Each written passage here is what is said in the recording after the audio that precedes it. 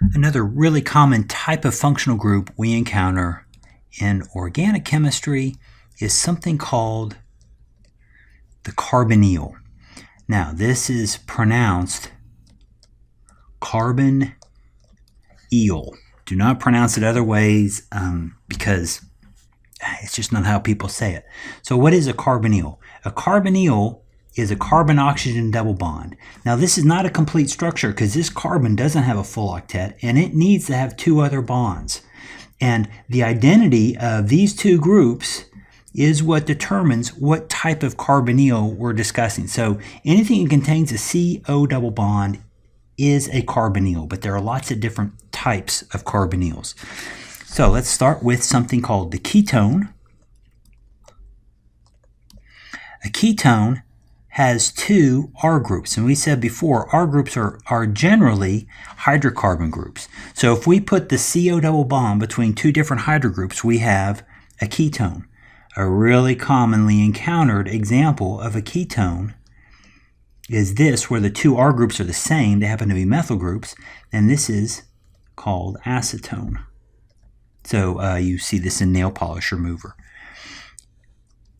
We also have another type of a carbonyl. It's called an aldehyde. An aldehyde is a lot like a ketone. On one side of the carbonyl, we have an R group, some kind of hydrocarbon group. On the other side, we have a hydrogen.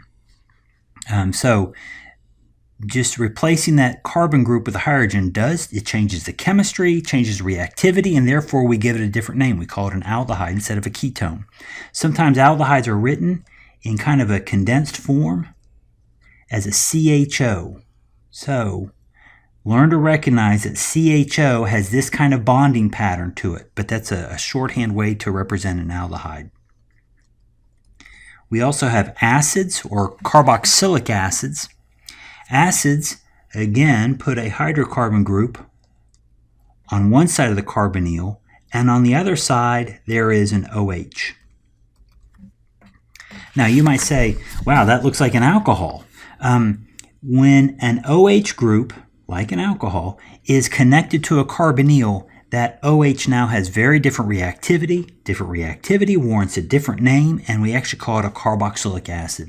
Like aldehydes, acids can be written in a shorthand form, CO2H. So when you see CO2H, you need to recognize that they're talking about this kind of connectivity among those different atoms. Okay, let's go to over here and let's look at an ester.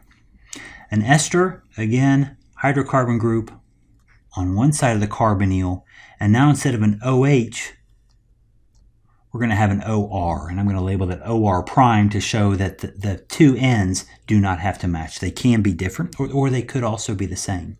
So esters can also have a shorthand notation, CO2R. It's really no different from the carboxylic acid, but instead of having an OH, we have an OR. And so that is shorthand notation for an ester. Two more to go. You can have an amide. An amide introduces a nitrogen being attached to the carbonyl.